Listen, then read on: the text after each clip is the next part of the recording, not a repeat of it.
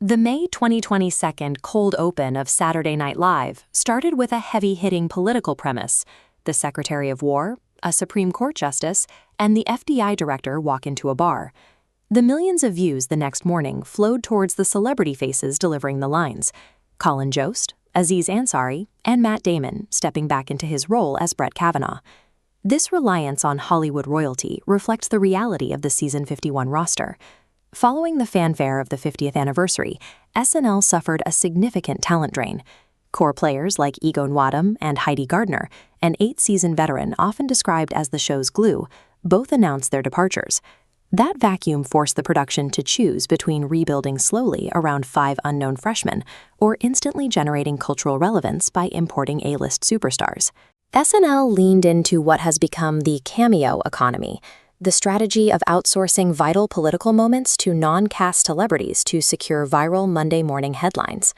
Aziz Ansari's debut as FBI Director Kash Patel worked because it leaned into Patel's public image and recent controversies, matching a famous comedian to a specific news cycle. Matt Damon's return followed the same logic. His aggressive 2018 portrayal of Kavanaugh acted as a reliable draw for the May 9th episode. Even internal casting reinforced this shift. Rather than handing the role to a new cast member, Colin Jost stepped out from behind the Weekend Update desk to play Pete Hegseth. Meanwhile, sitting backstage are 5 brand-new featured players, including Jeremy Callahan and Jane Wickline, who were hired specifically to plug the holes left by the exiting veterans.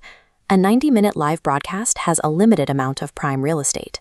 Every minute handed to a visiting celebrity is a minute subtracted from the development of the newer cast members. While the cameo economy masks the growing pains of a transitional season, it risks crowding out the stage time required for the rookies to find their footing.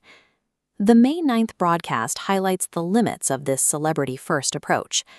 Damon's cold open cameo was a viral hit, but his performance as the main host for the following 90 minutes faced a much cooler reception. In segments like the substitute teacher sketch, Damon struggled with the pacing. He approached the live scenes with the deliberate stiffness of a dramatic actor, rather than the loose, rhythmic energy required for sketch comedy. However, several featured players used the same episode to demonstrate their own value to the production. Freshman Jeremy Callahan broke out with an impression of Tucker Carlson. It thrived on sharp observation and timing, succeeding without the help of a pre-established celebrity profile.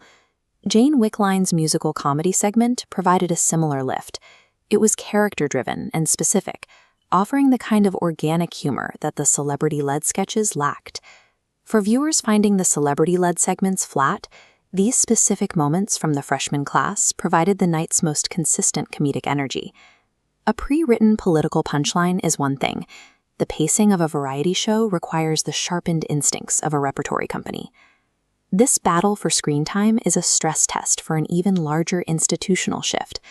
Creator Lorne Michaels recently turned 80, turning Season 51 into an extended trial run for how the show defines itself without its founder. Tina Fey remains the most discussed candidate to inherit the producer's chair, given her history as both a cast member and the show's first female head writer. Seth Meyers is also reportedly in the running, having guided the show's voice for over a decade before moving to his own late-night platform. To close out this season, the show is relying on a familiar safety net, bringing back veteran Will Ferrell to host the finale. Pairing Ferrell with Paul McCartney guarantees a massive ratings draw, illustrating how the show continues to lean on legacy giants during this era of instability.